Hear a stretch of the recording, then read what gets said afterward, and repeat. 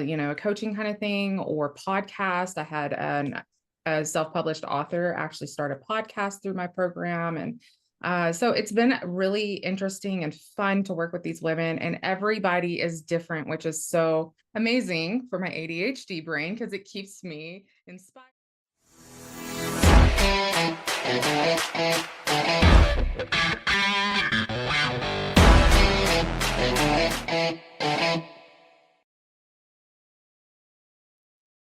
Hello, Empower Nation. Welcome to Empower Her Money podcast. I'm your host, Angela Duncan. In today's episode, I get to interview Celeste Sowder. She is the author of I Am Here, But I Am Late. We're going to talk more about that book, how she came to writing that book. We're going to talk about her Soul Sister project, what that means, and how she's impacting her community. We're going to talk about mental health and what drives you. Check out this episode. Hi, Celeste. Welcome to Empower Her Money podcast. Thank you. I'm glad to be here. Yes, I'm excited to talk about what you got going on today, but I would love for you to first start off with your journey and kind of how you got to the book and the project that you're working on today. Okay, so yeah, my journey it's not a straight line. I don't think anybody's is, honestly, in this like entrepreneurial world that, for women and stuff like that. But so I had a mental breakdown in 2023. I'm just going to go deep and I'm going to go fast. So I had a mental breakdown in 2023, and it ended with two diagnoses. It was ADHD and executive function disorder. I was 41. And I had been dabbling in this entrepreneurial stuff for about a decade at that point, maybe even 12 years. And I'd never been able to like push past that overwhelm, that place where we're like, we can't do this anymore. And we just don't know what next step it is. And I think everybody's had those failures, right? Where we were just like, no more.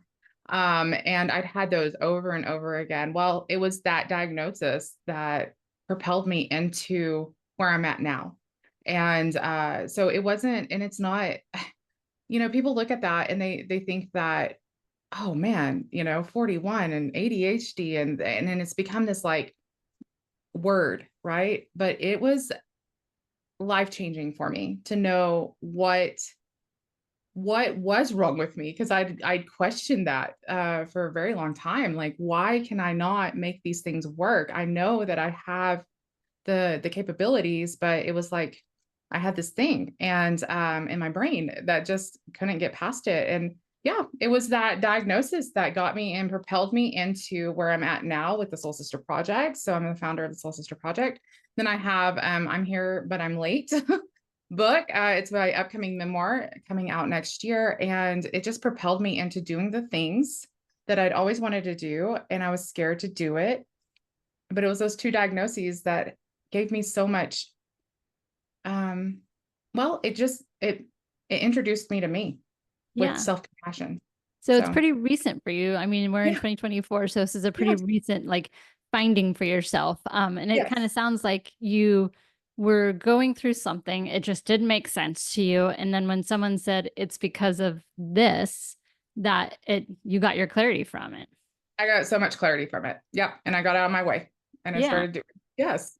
And you've embraced it too, because sometimes, we don't want to have like a label put on us, or for someone to say we've got some type of mental illness, that's probably not what you wanted to hear. But the fact that you went through the process, got the diagnosis, and now it makes sense to you why you think and act the way that you do. Yes. And it wasn't just, yes, it makes so much sense. And then I was able to find ways to help myself instead of shaming myself. It gave me the opportunity to help myself in ways that I hadn't been able to before. So yeah. And how do you, when you're talking about it too, because mental illness is, it can be a great word, but it also can have like a negative, connotation to it. So when you're talking about it and you're, expressing this to other people, how do you kind of overcome that objection that maybe it's something that's not positive? I don't really entertain the negative stuff. We're all human. And I will say that the reason I got to that point of my journey of a mental breakdown, right, was because of the stigmas that are put on mental health. So I grew up in the 90s. My dad had his own issues. He was an activist. We're going to just get to know each other, Angela. So my dad was an activist in the homosexual community. He was a homosexual in the 90s. And, there was a lot of shame, a lot of judgment, lots of stuff put on that. But my dad also suffered from mental illness. And so he actually had a diagnosis of bipolar disorder.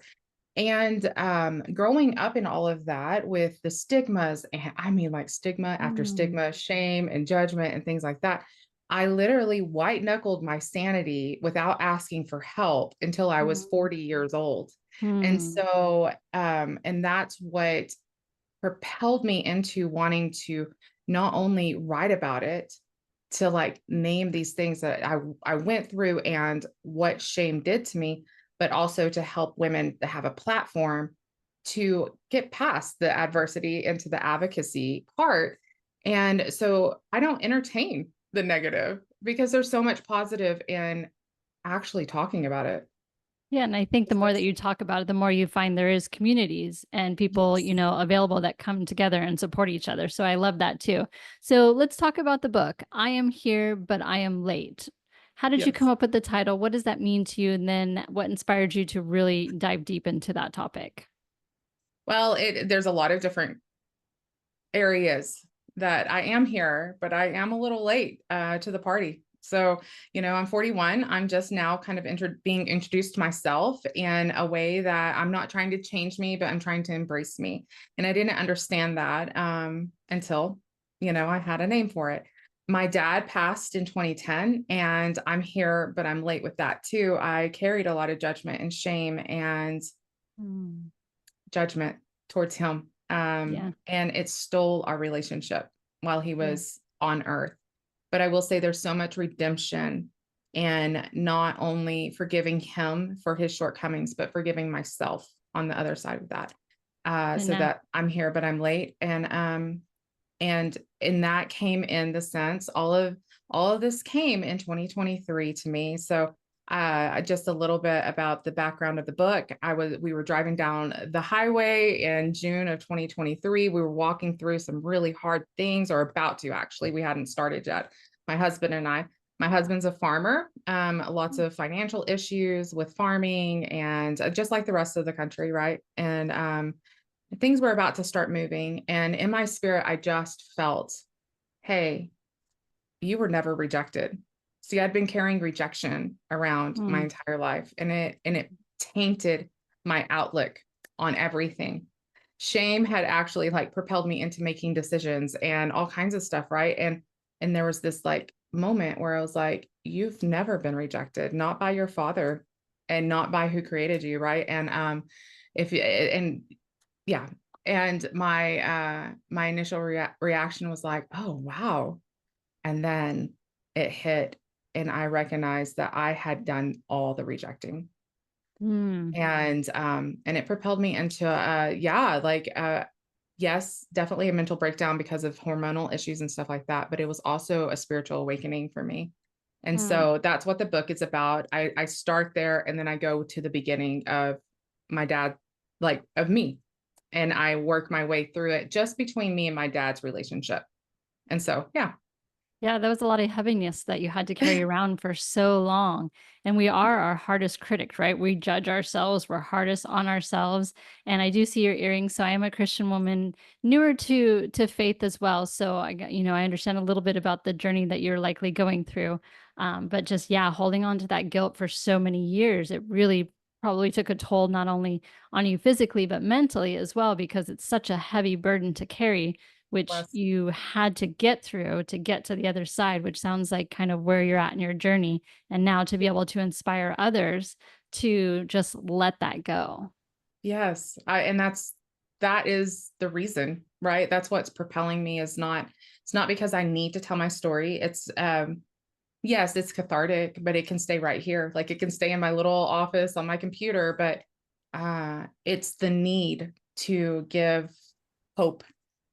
Right. And the tools to walk it out, because yeah, I just want to be somebody's guide through their own awakening, to use, maybe they can accelerate through it and they have somebody that's done it before. And that's the whole point. And that's who I work with too. So yes, yeah, Y- Yeah. And I think a absolutely. lot of times when people get inspired to write a book, they put it into action and actually publish it. You're writing not only for yourself, but to your version of you a couple years ago so that you Yes. can help that person get through and let them know, hey, I'm here. I understand how you feel. This is what helped me. Hopefully, it can help you too. So I find that a lot with authors. Yes, absolutely. Yeah. Yeah. So let's talk about the Soul Sister Project. What inspired you to do the Soul Sister Project and what does it mean? Okay, so the Soul Sister Project was actually birthed in 2020 when we were all online, and it was a Facebook group, and I was part of, the network marketing boom at that point. And I had a team that needed a place to feel safe, to be authentic and real and vulnerable. And that's what it was birthed out of. It has taken a life of its own. It is definitely not, I don't even know. I really don't even have a Facebook group for it right now, but it's come off of Facebook, and it's a platform, it's a movement, it's a program that I take women who have the adversity to advocacy story, and I help them grow and scale authentic, profitable brands, whether it's from writing their story, if it's starting programs that, help others, a coaching kind of thing, or podcast. I had a self-published author actually start a podcast through my program. And so it's been really interesting and fun to work with these women, and everybody is different, which is so amazing for my ADHD brain because it keeps me inspired and like thinking and being very creative. Yeah. Yeah, that's awesome. And you get to see the growth through the Yes. program too. I think that that's what keeps it inspiring and continuing on with that type of community as well. So what do you feel like drives you now that you've been through, the bottom lows and you've kind of come out on the other side? What do you think still drives you today? I have two daughters. They're 18 and 21. And I went most of their life uh, parenting from a place that I wouldn't have wished on anybody now that I'm on the other side of it. It's not just for them, but it's the legacy, right? Mm, When I was coming out of that 6 month long psychosis, because that's really what had happened, is I didn't know to ask for help. I didn't mm, know that I needed help. And when I came out of it, that Les Brown quote, where I don't know if you heard this one, the where's the richest place on earth? It's the graveyard. It's mm, where books and art and songs and this right here, connection, it goes to die. mm, And when I came out of that 6 month long psychosis, I had just gotten that diagnosis. I saw where shame had just absolutely consumed me my entire life. I saw it wreaking havoc in my own children because now, like, the wool has been removed from my eyes and I'm seeing all of this. I recognized that what propels me forward and the things that God has put on my heart is it doesn't exist in the way that we think it does. And so um, I quit trying to be perfect. I quit getting in my own way, and I started pouring out, and I literally just started putting one foot in front of the other, and I started doing it. And that's what I want to show my children. You don't have to know the outcome. All you need to mm, know is the next step. And when I started putting that into place, then I saw that it's not just for my children. There's others that need that encouragement. And so that's what drives me to do what I'm doing, is the legacy, the impact. I don't want to go to the grave wealthy. I want to go poured out, and I want to inspire others to be who they were always meant to be. We are so amazing. mm. Each one of us are so unique and amazing, and we have gifts and talents and stories to tell. And I just want to inspire others to do that, and to do it in a way that they actually can do it for profit. And I know, like, I think a lot of us are like that, right? And so, yes, like, that's what drives me.